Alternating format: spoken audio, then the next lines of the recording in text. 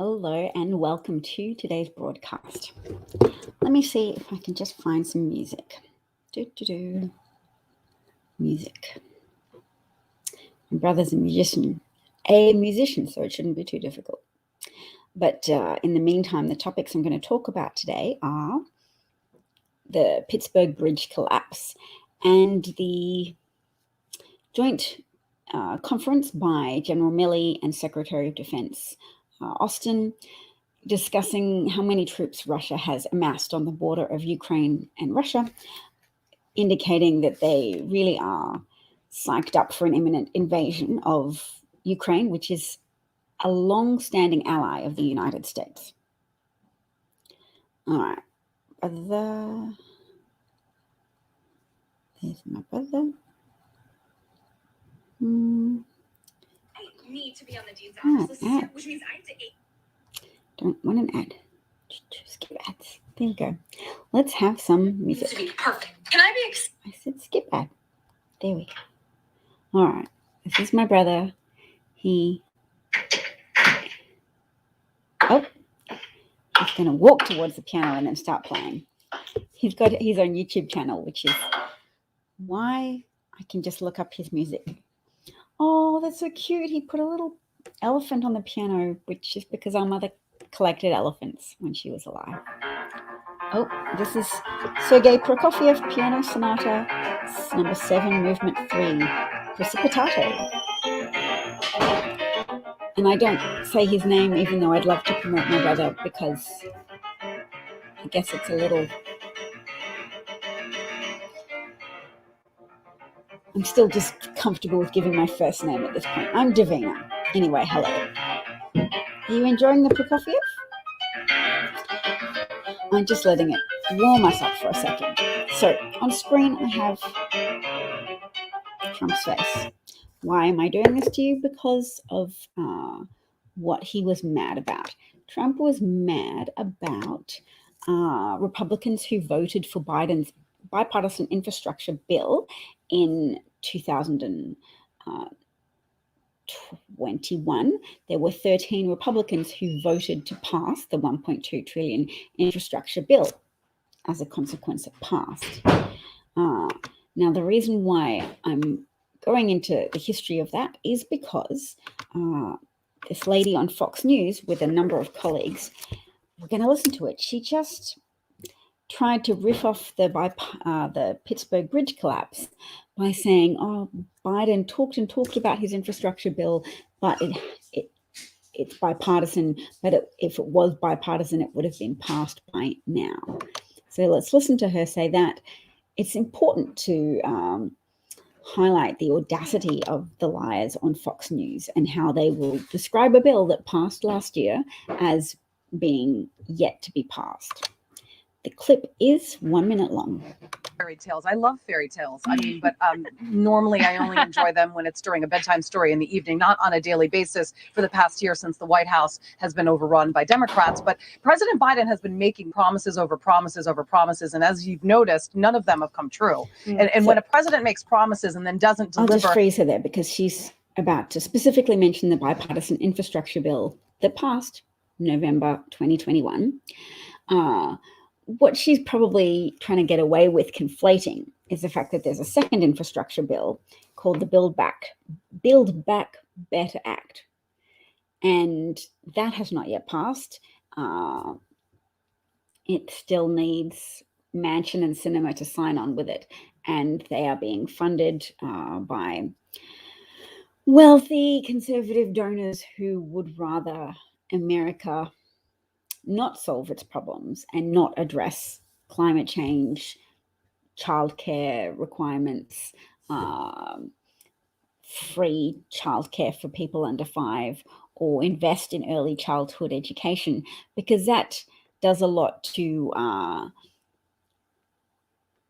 increase social mobility and increase children's ability to achieve to their potential. And that's against their goals of maintaining and extending a stratification of American society whereby wealthy people continue to accrue wealth and advantage to themselves and other people struggle a lot.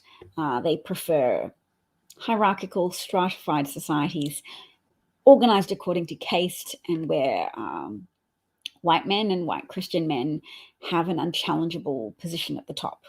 So, of course, they resist things like diversity, efforts to be more inclusive and have inclusive public policy, and to mitigate against problems such as anthropogenic global warming, which compounds inequalities, because people with less resources suffer more when there are weather disasters. If you are wealthy, then you can always go hide out in your underground bunker for a bit or buy a new house. Those people who are already on the impoverished side and who have their homes destroyed by a tornado, a hurricane, a flood, a fire, those people will continue to be in dire circumstances, and increasingly dire circumstances, and therefore, I guess, more easily compellable to take up low-wage jobs in a Charles Koch financial empire. Am I making sense on how that works? Anyway, let's go back to the Foxaganda and hear the rest of their nonsense. And then something like this where a bus, I mean, there could have been multiple casualties. So thank God nobody was killed. But honestly, a bridge collapsing right before back in June of 2021, he started talking about his bipartisan infrastructure deal. There's nothing bipartisan about it. If the deal passed. If it was bipartisan, it would have been passed by now. It passed in November. So clearly he's not getting the message across to the other side of the aisle, which, by the way, if you remember, during his campaign, he said that he was going to be the president that was going to reach across the aisle, that he was actually going to make policy by reaching out to Republicans. Yeah, so now we'll cross over to a news story where that did pass, and Trump was mad about it. All right, let's have a look. There you go, 13 Republicans. No, thank you. Here we go. Republicans who voted for Biden's infrastructure bill come under fire from Trump. That was November the 9th, 2021. Trump criticized privately on Monday night the 13 Republicans who voted to pass the $1.2 trillion infrastructure bill, questioning why they would give President Joe Biden a win when he's struggling in the polls. And that also kind of highlights how it's not pleasing to Trump that Americans will benefit from infrastructure. It's all viewed through a lens of self-advancement for him, because he wants his co-conspirators in the Republican Party to automatically vote against any legislation proposed by Democrats in order to increase the likelihood that he will be able to regain office. Authoritarianism, as someone said today, is a haven for criminals. When you erode the rule of law, then you're protecting yourself from the consequences of the rule of law ever coming for you, I should say. So, yes, that was Trump complaining about a bipartisan infrastructure bill, 1.2 trillion passed in. There we go. I just want that headline to be up on screen for a moment. So there we go. I'm just really trying to emphasize here the very blatant dishonesty from that particular lady. Now, because she was caught out and in lying, I guess, well, she's got a few more seconds left of lying. We'll finish her. We'll hear the rest of her clearly has not happened. That might have been the biggest fairy tale of them all. But Morgan, yet another one. That might have been the biggest fairy tale of them all. That might have been the biggest fairy tale of them all. So Kayleigh McEnany, the very practiced liar who was formerly press secretary for the Trump administration, doing her best to support this false narrative that there wasn't an infrastructure bill that passed. So all of these five heads, 4 attractive women and one man, all nodding and not saying anything as one particular Fox host person says. Biden's infrastructure bill wasn't bipartisan because it didn't pass. Now, she's apologized. Well, when I say apologize, what has she said? She said, I misspoke. So let's see her clarification. I know because I retweeted it to a degree. Oh, thank you to 2 people who have already retweeted my broadcast, Chad Oliver and DJ Willie. Here we go. No, that's not it.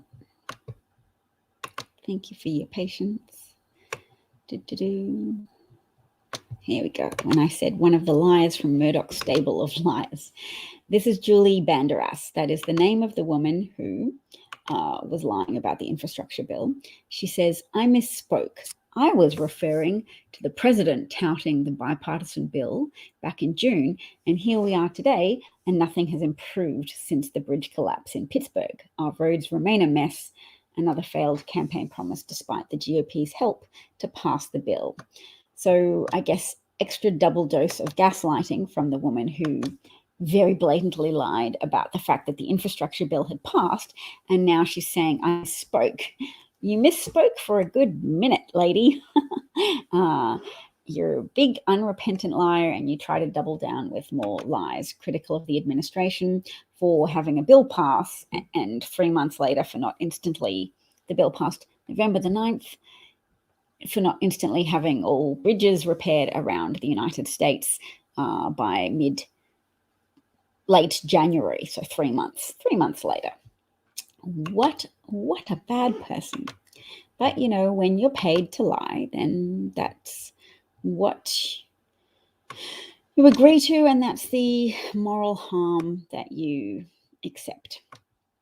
Oh, fascism's trending in the United States. Why is that? Spotify is a Kushner company, which I guess means one of the Kushner brothers. Okay, Josh Kushner, brother of Jared Kushner, former White House senior advisor and also son-in-law to the former President Donald Trump. Josh Kushner started a strategic business called Thrive Capital, Instagram, Spotify, and Switch. All right. And he's married to supermodel Carly Kloss. There you go. Well, yes, Spotify is having some difficulties at the moment.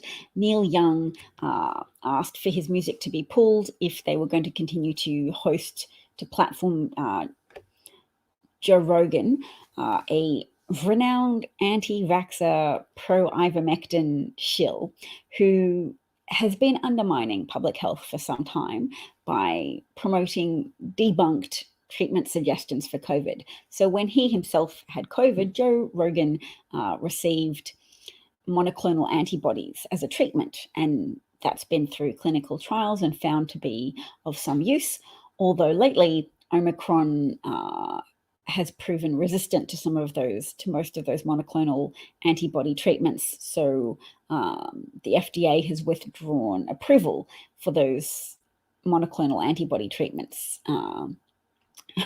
which has been used as a focal point for confected outrage by fascist propaganda people like Governor of Florida, Ron DeSantis. Who was it? It was Senator Rand Paul who complained that it was an attack against the deplorables for the FDA to withdraw approval of the monoclonal antibody treatments to punish them for not being vaccinated. Now, the FDA has scientific reasoning, which is that the Omicron variant, which is I think 99.9% of COVID infections in the United States now, is resistant to those treatments. And what am I getting at here? I was trying to say Joe Rogan received the monoclonal antibodies when they worked because he was infected with Delta before Omicron became the dominant strain in the United States.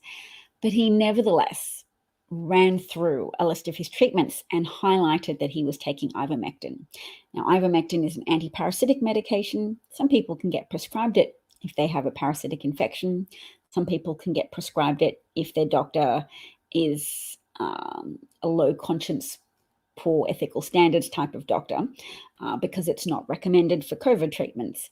But people who can't get a prescription or who want to save money have been jeered at a collective level for purchasing ivermectin from agricultural stores in horse form, in a tube of paste to treat horses who are infected with parasites. So it has consequences for people's health, particularly when they're taking veterinary products where human dosage is not included in the instructions, and there's often been significant damage to elements of people's digestive systems. So, yes, that's how far some people are prepared to go, because they say they don't trust that the vaccine has been sufficiently researched, even though the mRNA technology was being developed for decades prior to the advent of COVID. So where am I up to? On screen, I've got something. Oh, that was just about Josh Kushner being one of the investors in fascism in Spotify. I'm so glad that a lot of people are deleting Spotify. Let me make my recommendation for the day to take your credit card details off Spotify if they're on there. If you ever gave your credit card details to Spotify, so you can switch your account to free, but preferably delete your card details and delete the app.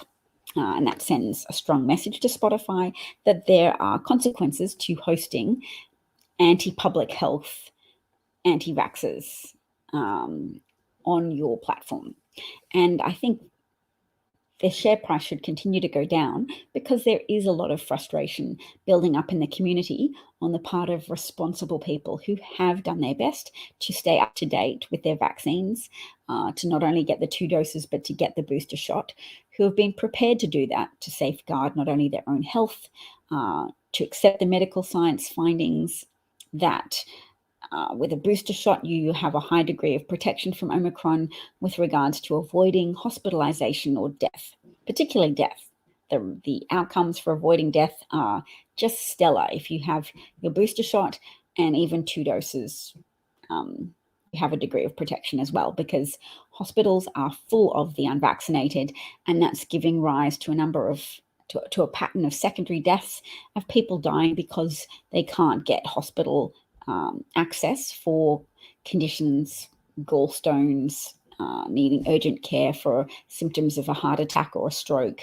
People need help, and the unvaccinated are crowding them out of the opportunity to get that help in a timely fashion.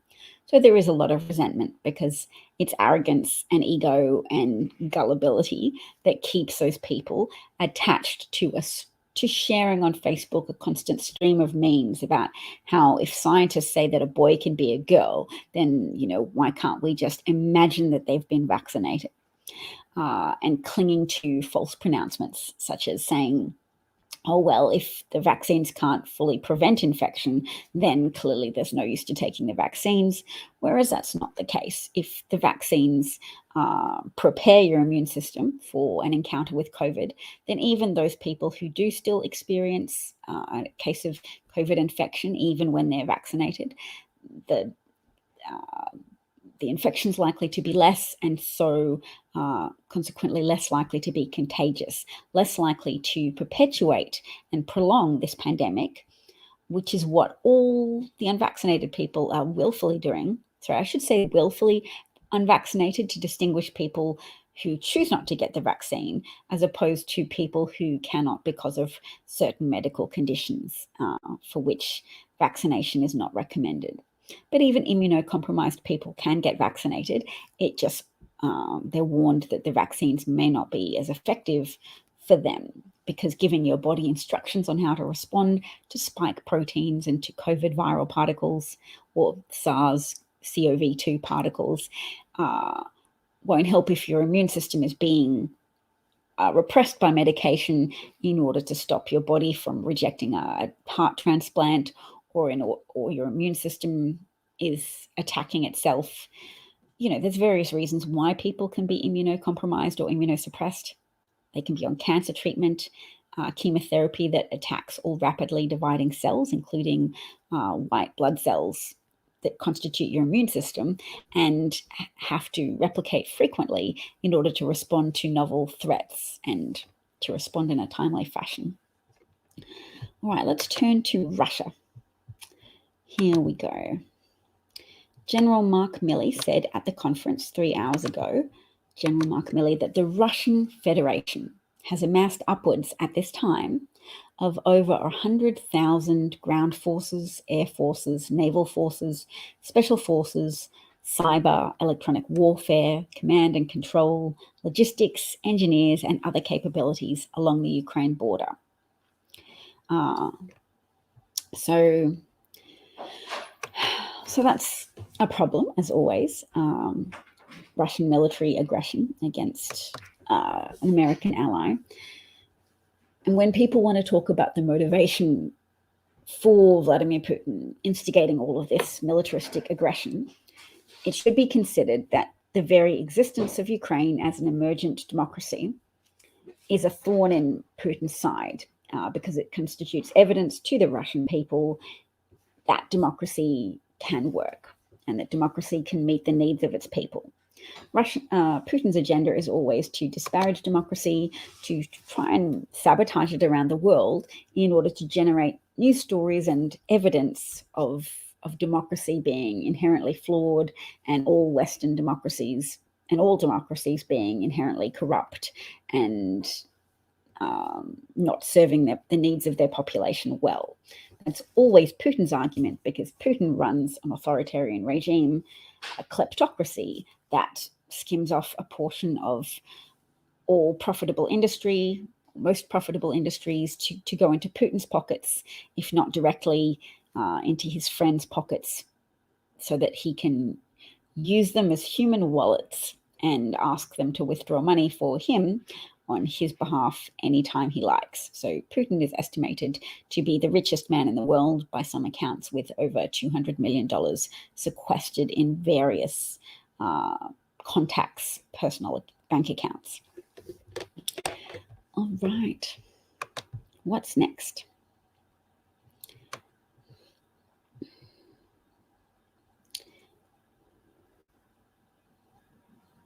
Yes, dependency on oil and gas is affecting national security. That's one of the reasons why climate change is a geopolitical threat to us, as well as, not climate change, sorry, petrochemicals are a geopolitical threat to us, as well as being a significant factor of anthropogenic global warming or climate change. Climate change sounds too mild, and I think it's been alleged that it was a marketing program of fossil fuel industries to try and get us to use the term climate change. I don't know, global warming also sounds quite gentle, but if you say anthropogenic, which means human-made, anthropogenic global warming, at least it sounds a bit more intimidating. And we just have to make it easier for people to connect with the facts as they are known, that temperatures have been increasing for a while now around the world, with destructive outcomes, an increase in the frequency and severity of extreme weather events, extreme and damaging to human habitation, human agricultural activities, and human life. We are making our current planet less habitable. We are making our future more precarious, not only by, if we're active fossil fuel executives ourselves, but by our passivity in the face of what is happening, and our gullibility in believing the various disinformation campaigns that emanate from the marketing companies employed by fossil fuel companies, all of which exist to reduce the amount of people who support renewable energies and any other solutions to mitigate against the threat of climate change. All right, let's go to the next topic. Where am I now? Here we are. Okay.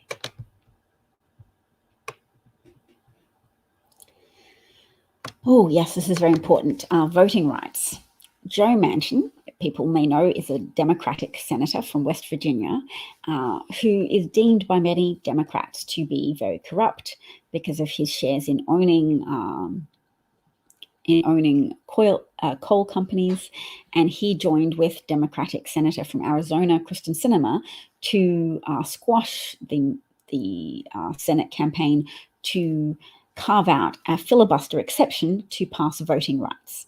Joe Manchin said it wasn't going to be necessary. He wasn't going to sign on to any filibuster carve out for voting rights because it wasn't necessary. He wasn't going to do it unless there was Republican buy-in, and Republicans were unified in their opposition to a voting rights bill, in no small part, one can presume, because the more Americans who vote, the fewer electoral victories won by Republican aspiring politicians, and the less power residing with the Republican Party as a whole.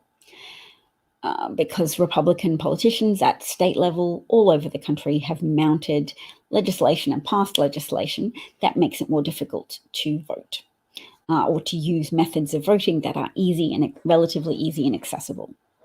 So Joe Manchin said, before siding with the Republican Party to kill the voting rights bill, he said, "We act like we're going to obstruct people from voting. That's not going to happen."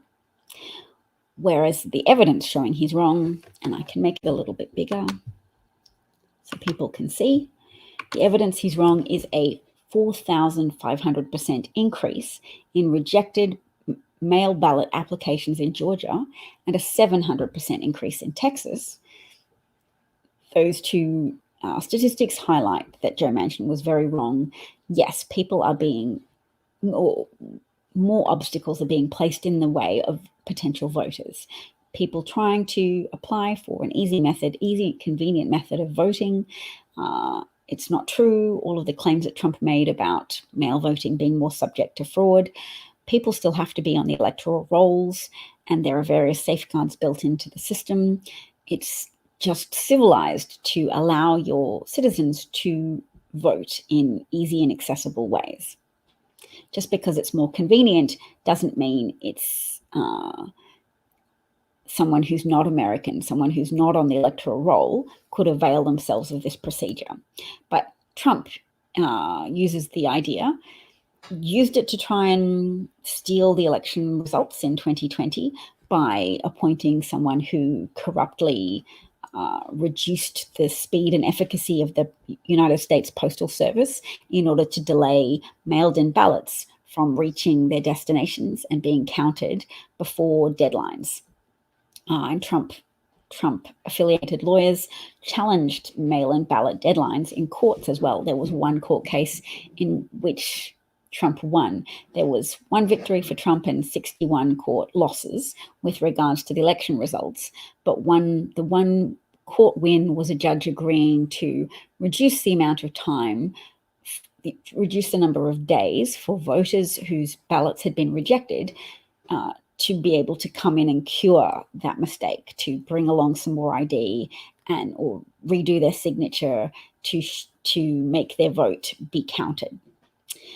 All right, so Georgia's not the only state where Republicans have made it more difficult to vote by mail, and voters are experiencing problems as a result. In Texas, after the legislature passed a confusing new voter ID requirement for mail voting, the number of rejected ballot applications has increased by 700% in large urban areas like Houston's Harris County, ahead of the March primary. During the debate over voting rights legislation last week, Republican senators, along with Senator Joe Manchin from West Virginia, claimed that voters would not be disenfranchised by restrictive anti-voting laws in 2022. Yes, so I covered that bit. Joe Manchin was wrong. He lied and callously misrepresented the likely outcomes. Wow, I have a sort of bot spammy comment from someone watching on YouTube that says, Sister 19 lol online. So I guess that's a spam comment. Do I have any way from being able to report it within this? No, I don't. I'm broadcasting live to a couple of different platforms, Twitch, YouTube, and Twitter. So shout out to anybody watching on a different platform, and shout out to anybody who watches this broadcast on a replay. Republican voting restrictions are disenfranchising Democratic constituencies as intended. I'm quoting from a journalist, an author called Ari Berman, who's the author of the book Give Us the Ballot, The Modern Struggle for Voting Rights in America, and who writes for the left-leaning publication Mother Jones. But left-leaning at this point in time often does mean better relationship with reality, whereas right-leaning publications can be more wishful thinking because they're so desirous of pushing back against modern social progress and the increasing push for inclusivity and diversity and relaxed gender roles and gender identities.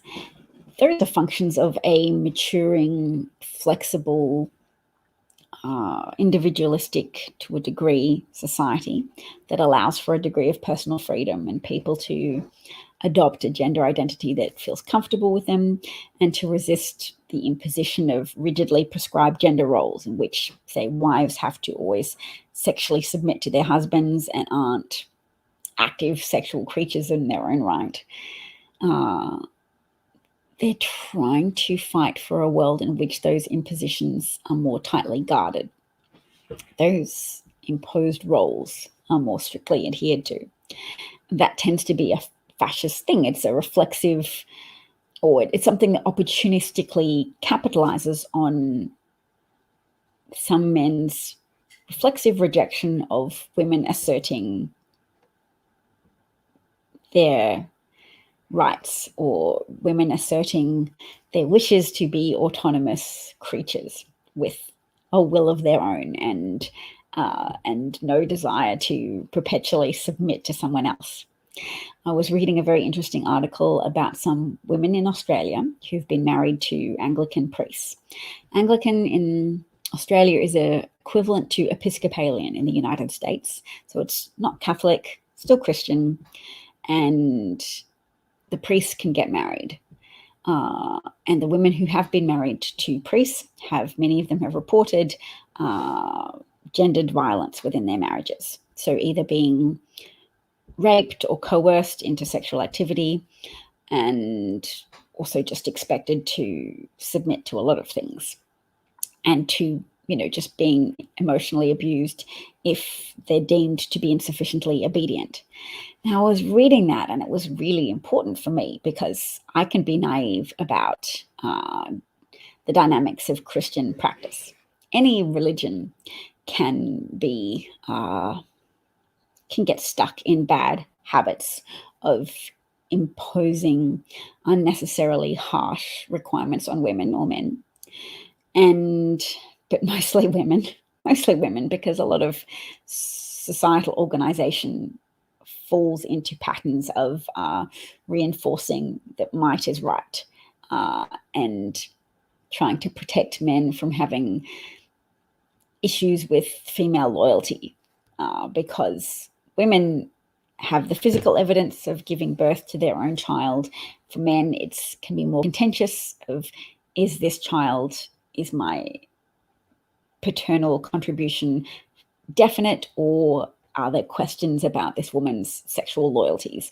So there tends to be more paranoia, hang-ups, and more societal organization tactics organized with a driving factor of male concern about female sexual loyalty and just the submission of people who are sometimes deemed to belong to a hierarchically lower strata in the society.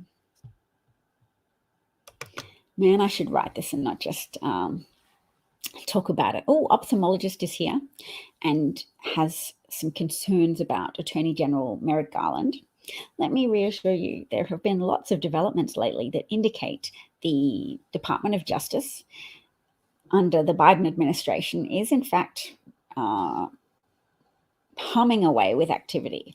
They are investigating the 7-state pseudo-elector conspiracy, whereby Trump's lawyer, Rudy Giuliani, and others such as Boris Epshteyn have apparently been collaborators in a conspiracy to be part of the procedural arm of an attempted coup, i.e., get a lot of respectable, high-profile Republicans to sign on to certificates falsely alleging that Trump won in 7 different states.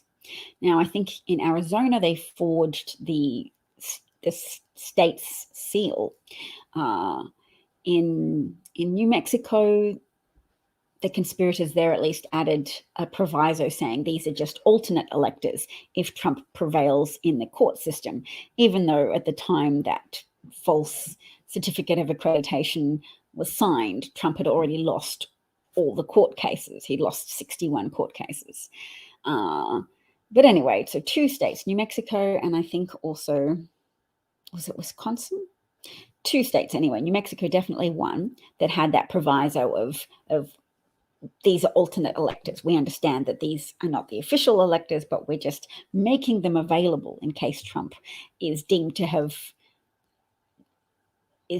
some authority to overturn the election results. But that leaves 5 other states where there wasn't even any proviso, and people just literally forged certificates of accreditation saying Biden didn't win this state, Trump won. And that was part of the procedural arm of the coup, and we know of the violent physical arm of Trump supporters being encouraged to gather at the Capitol, and an undercurrent of more organized paramilitary Trump supporters actually having a rapid response team in what's the hotel called? Anyway, in a hotel in Virginia. The hotel could be called, starting with a V? No. I'll look it up. Let's find it. Hotel Virginia Rapid Response Words. Reaction Force, QRF. They had a quick reaction force ready to activate down the river. The Oath Keepers, Comfort Inn. There you go, not a V. Comfort Inn in Arlington, Virginia, because it's illegal to take weapons to Washington, D.C. They have strict anti-gun laws there. So they were trying to keep the guns away until the rule of law had fallen.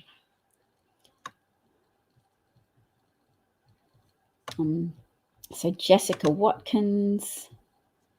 Oh, they have a still from the Comfort Inn showing people with guns, but the photo is not included in this article. I have seen it on Twitter. Oh, no, I've got one photo.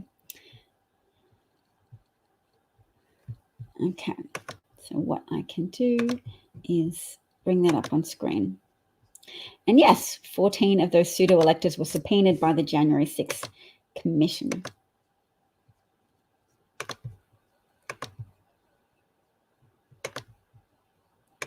Police officer and So 140 Kenneth law enforcement Harrelson officers were injured. At the Comfort Inn It was later Ballston in estimated that Arlington, Virginia, $1.5 million wheeling in what appears to damages be at were least done to the one Capitol, rifle case according down to a the Department hallway. of Justice. As the dust settled, President Trump was And impeached they've for a got second time for his some role of in the the, insurrection. And the ongoing FBI investigation continues to make arrests and file charges. So far, more than 700 participants have been arrested from nearly every state. Here's how the day unfolded. That morning, thousands gathered. Now, I wonder if you can simultaneously hear. Can you hear? Did I press share with audio? Let's have a look.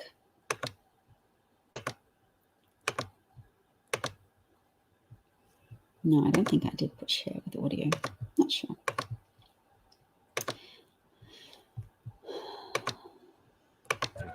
Near the White House to hear the president and his allies speak. Shortly before noon, President Trump addressed the crowd. We will never give up. We will never concede. We're going to walk down to the Capitol because you'll never take back our country with weakness. You have to show strength and you have to be strong. He spoke for a little over an hour. Support. We'll never take back our country with weakness. You have to show strength. You have to be strong. Let me see if I can hear that bit again. Country with weakness. You have to show strength. We're going to walk down to the Capitol because you'll never take back our country with weakness. You have to show strength and you have to be strong. He spoke for little over an hour. Supporters then marched toward the Capitol as the president returned to the White House, They were marching even before he finished talking. where he wouldn't be heard from again until a tweet at 2:24 p.m.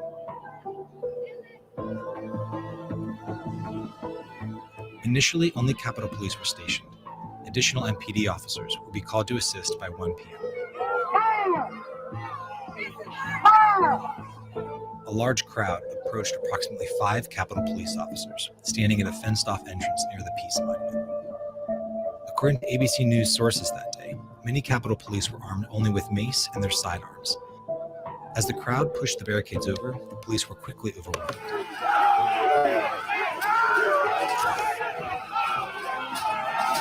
In contrast to other events in D.C. during the summer of 2020, additional state and federal law enforcement was not pre-staged ahead of the riot. Within minutes, protesters began swarming other entrances at the Capitol, breaking through barricades and continuing to push further toward the building. During this time, explosive devices were reported outside of the Democrat and Republican headquarters. An hour later, the police could no longer hold their line, and rioters fought their way up a temporary staircase built for the inauguration. The Capitol was breached for the first time at 2:12 p.m. through smashed windows in the Senate wing on the west side of the building. As senators sought shelter, Officer Eugene Goodman ran to head off the rioters. On his way, he passed Mitt Romney and told him to turn around. Goodman found the rioters and directed them toward the police backup, away from fleeing senators. Outside, Officer Brian Sicknick was sprayed with bear repellent and died the next day from a stroke, according to a medical examiner. At 2:26, Vice President Pence was taken to safety, with the country's nuclear codes in the hands of a nearby aide. At the same time, President Trump commented publicly for the first time since his speech, tweeting, "Mike Pence didn't have the courage to do what should have been done to protect our country and our Constitution." After a 30-minute fight between police and rioters, his speech, tweeting, I'm just freezing that to have a look. Mike Pence didn't have the courage to do what should have been done to protect our country and our Constitution, giving states a chance to certify a corrected set of facts, not the fraudulent or inaccurate ones which they were asked to previously certify. Well, they had certified because all of the results were certified. And I'm just going to share what looks like a little bit of breaking-ish news that people have found metadata on a letter. Let's find the letter.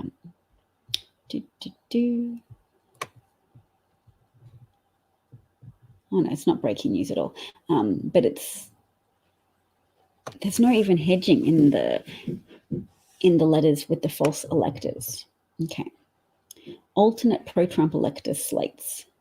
Conservatives who backed this plan at the time didn't make the just in case justification we're hearing today.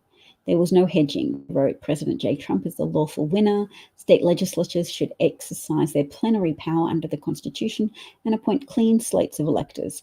Both the House and Senate should accept only these clean electoral college slates. So they were describing themselves as clean.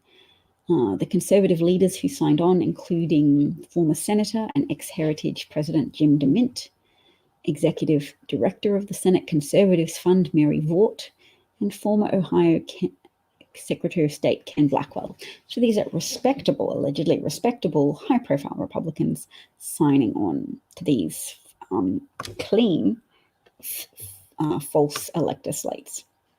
Imagine what would have happened to our country if their plan worked. If Republican legislatures had overturned the country through raw partisan muscle, it would have torn the country apart. The January 6th committee should subpoena them for public testimony about the scheme. Oh, and now it has. This is a letter sent on December the 10th. Okay. It includes a link to a 21-page memo that explains how GOP-controlled state legislatures and Congress could reject the legitimate pro-Biden electors in favor of Trump.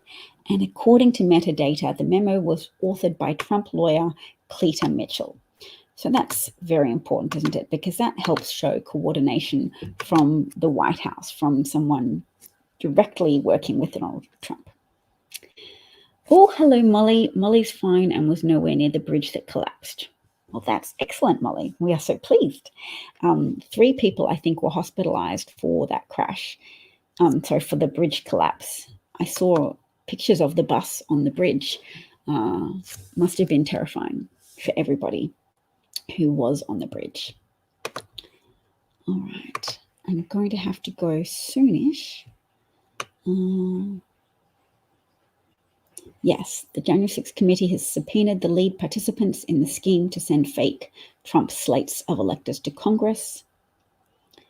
I'm trying to find... Oh, you can buy T-shirts now that say, "Thank you, Brandon." I'm a little bit tempted to get one of those. Unapologetically pro-democracy. That's also nice. And if you're in Florida, you can get a shirt that says, "Don't Death Santis my country." Yes. What I'm looking at is for a video that I know the Midas Touch people produced that is 5 minutes long. Where is your 5-minute interview? Oh, 3 government issued N95 masks are coming to a store near you. That's excellent. How to get them? Shall we find out? Democrats need to stop running away from the president and embrace the Biden boom. That would be nice, wouldn't it? The economy has grown more in any time since 1984.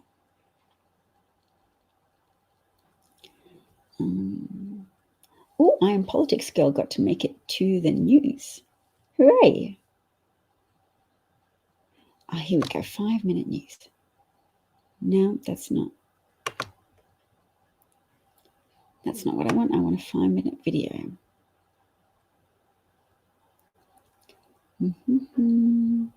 Marjorie Taylor Greene appeared before some people saying that, yes, she was scared. That she was scared on the day of January the 6th, although she didn't look that scared. Everybody should cancel Spotify, and if they have cable, call their cable company and ask them to unfox my cable box, which means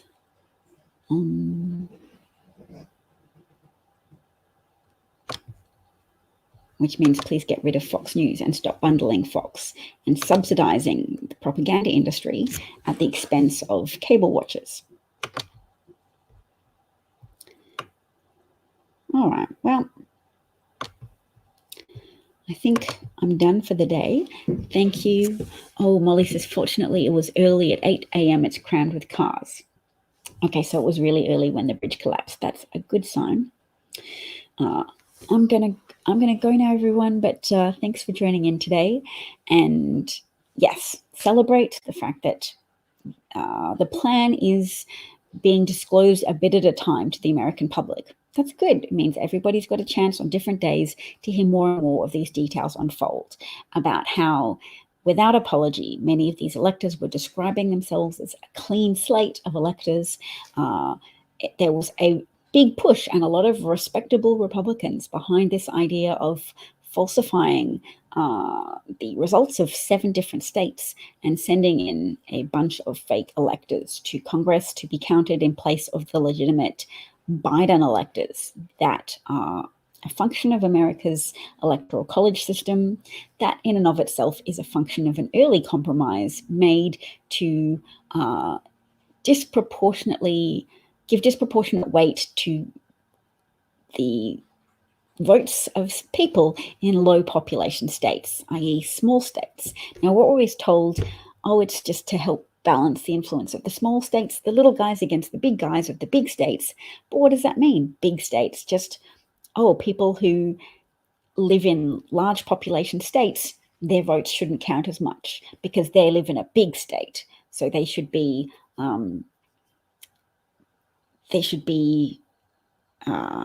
disenfranchised relative to people who live in low population states. Whereas really, the low population states are low population because they were originally high agriculture, high slave owning states.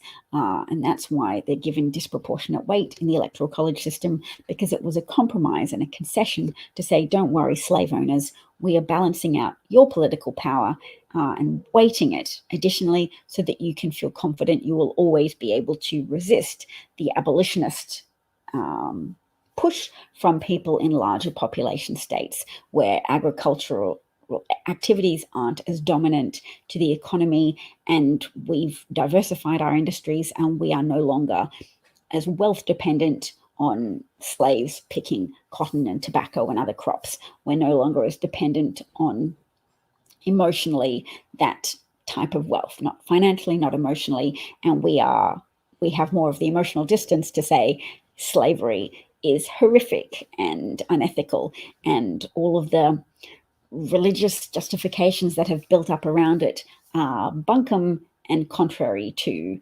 true moral, ethical behavior. Molly was able to have Fox News removed from her cable. Excellent work, Molly. And picked up 3 N95 masks at Rite Aid.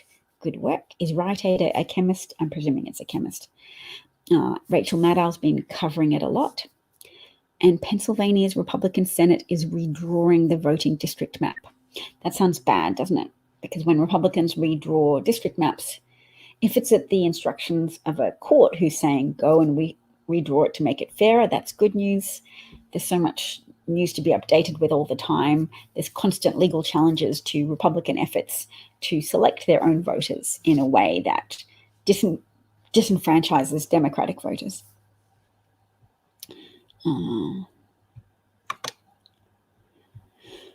Free masks. Okay, let's look at these free.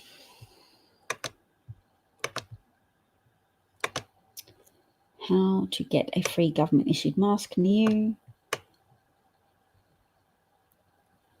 They're coming from the National Strategic Stockpile. The program is distributing the free masks to community health centres around the country, ramping up its program in the coming days. Should be up and operational, fully operational by early February. Each person is allowed up to 3 free masks. Kroger, Meijer, CVS, Walgreens should be receiving their supplies as soon as this weekend, with other pharmacies participating as well. Okay, great. Huzzah. Okay, well, thanks everybody, and take care. All the best. Talk to you again soon. Remember to be unapologetically pro-democracy, and thank you. Bye, Molly.